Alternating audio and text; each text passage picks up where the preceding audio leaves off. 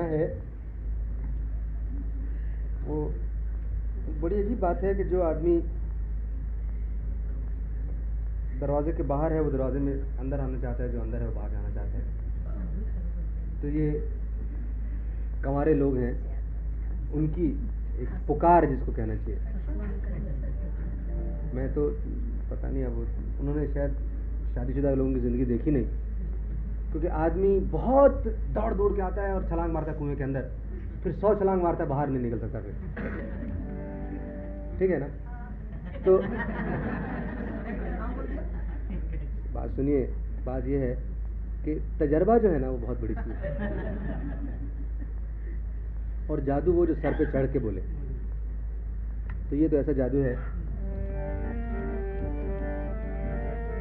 ये छड़ा बोलते हैं अकेले, जैसे छड़ी जिसको बोलते हैं ना आप, छड़ जिसको, अकेला, तो उसका छड़े का मतलब अकेले का है कि वो फरियाद कर रहे हैं अपनी के चूल्हे में आग नहीं है। ये उस वक्त की बात है जब गैस वैस नहीं होता था, मतलब आग सुलगानी पड़ती थी और फूंक मारनी पड़ती थी कि चूल्हे में आग नहीं है और घड़े में पानी नहीं है। ये क्या ज़िंदगी थोड़ी हमारी बैचलर लोगों की, ये ज़िंदगी थोड़ी। लेकिन अगर वो बेचारा कहीं आके शादीशुदा की ज़िंदगी देख ले तो वो भाग जाएगा वहाँ से। मतलब आपने शायद सुना होगा किस्सा, कल्याण जी भाई सुनाया करते हैं हमारे, कि एक आदमी था, उसका दोस्त मेंटल हॉस्पिटल का इंचार्ज। मतलब मेंटल हॉस्पिटल ज़रा थोड़ा रिस्पेक्टेबल शब्द है, पागल खाना नहीं कहते उसको। वैसे नाम पागल खाना, हिंदी में पागल खाना कहते हैं और अंग्रेज़ी में मेंटल हॉस्पिटल कहते हैं। तो वहाँ का इंचार्ज था और उसको अक्सर पूछा करते थे लोग, भाई कि हमको ज़रा तुम दिखलाओ, तो उसे बोले वहाँ जाने की इजाज़त नहीं। बोले इजाज़त तो हम गवर्नमेंट से ले लेंगे, ऐसी क्या बात है। लेकिन बोला आप क्यों देखना चाहते हैं? बोले हम पता करना चाहते हैं कि लोग पागल क्यों हो जाते हैं और फिर पागल होने के बाद कैसे बिहेव करते हैं। खैर जब बहुत इसरार किया उन्होंने, बहुत जिद की, तो वो ले गए एक दिन ट्रिप बना के 5-6-7 लोगों का, इसमें अपने जवेरी साहब भी, रसिक भाई भी और जगीता साहब, सब पूरा ट्रिप बना के लिसनर्स क्लब का कि चलो सबको दिखलाएंगे। तो पहुँचे तो घूमते घूमते देखा एक कमरा है, उसके बाहर सलाखें लगी हैं, बार जिसको आयरन बार बोलते हैं, और एक लड़का है अंदर, खूबसूरत जवान, लेकिन अजीब हाल है उसका, कभी रो रहा है, कभी गा रहा है, कभी मुस्कुरा रहा है।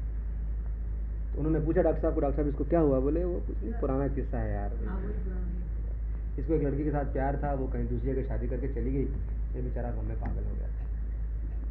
आगे गए तो एक और कमरा देखा, उसमें एक लड़का, वो और भी खूबसूरत जवान, और उसकी हालत और भी खराब है। वो चिल्ला रहा है, सर फोड़ रहा है अपना, कपड़े फाड़ रहा है। बोले इसको क्या हो गया? बोले इसने उसी लड़की के साथ शादी कर ली।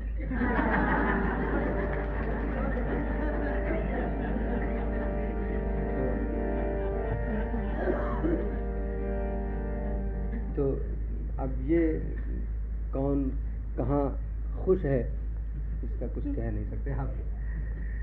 ये वो बैचलर लोगों की पुकार है। एक दो अंतरे में सुनाता हूँ आपको कि बैचलर की बेचारे की जो है ना, वो उसका जन्म ही बेकार है।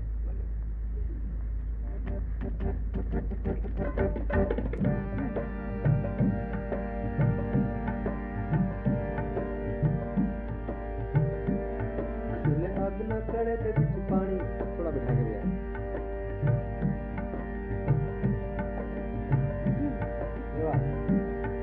चूल्हे आग न कड़े दे विच पानी, चूल्हे आग न कड़े दे विच पानी, ते छड़ियां दी जून जुरी, रब्बा साडी भी बना दे कोई रानी, ते छड़ियां दी जून जुरी। वो कहता है कि हमको भी एक रानी दे दे भाई, ऊपर वाले से कह रहा है। चूल्हे आग न कड़े दे विच पानी, चूल्हे आग न कड़े दे विच पानी, ते छड़ियां दी जून जुरी, रब्बा साडी भी बना दे कोई रानी, ते छड़ियां दी जून जुरी।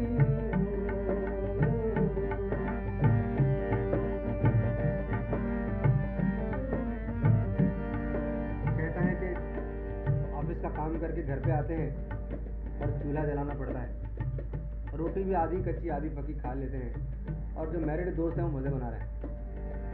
उनको जाके देखो उनकी क्या हाल है बेचारों का। वो थैला पकड़ के सब्जी लेने जाते हैं वो। के घर नूं जदों आईदा मार मार चूल्हे विच फूकां सड़ जाईदा। फूक मारनी पड़ती थी ना, इन लोगों ने देखा होगा वो चूल्हा जिसमें फूक मारनी पड़ती। जगीरा साहब आपको कुछ आइडिया है उसका?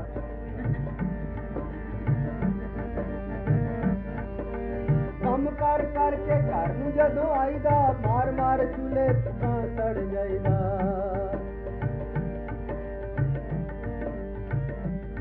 मौजा माणदे वे आए होए हण, मतलब शादीशुदा दोस्त हैं वो मौजे कर रहे हैं। मौजा माणदे वे आए होए हण के छड़ियां दी दूरी, वे रब्बा साडी भी बना दे कोई रानी के छड़ियां दी दूरी।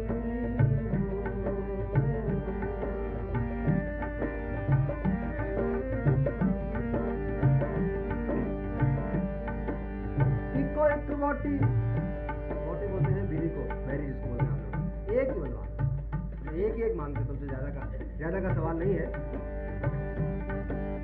इको एक वोटी रब्बा छड़े वाली मंगदा, इको एक वोटी रब्बा छड़े वाली मंगदा, सानू नहीं ख्याल कोई गोरे काले रंग दा। कुछ भी होगा चलेगा, रंग का कोई फर्क नहीं।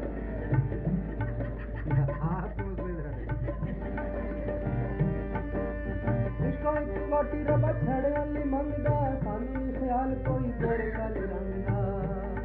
नवी होए चाहे होए कोई पुरानी,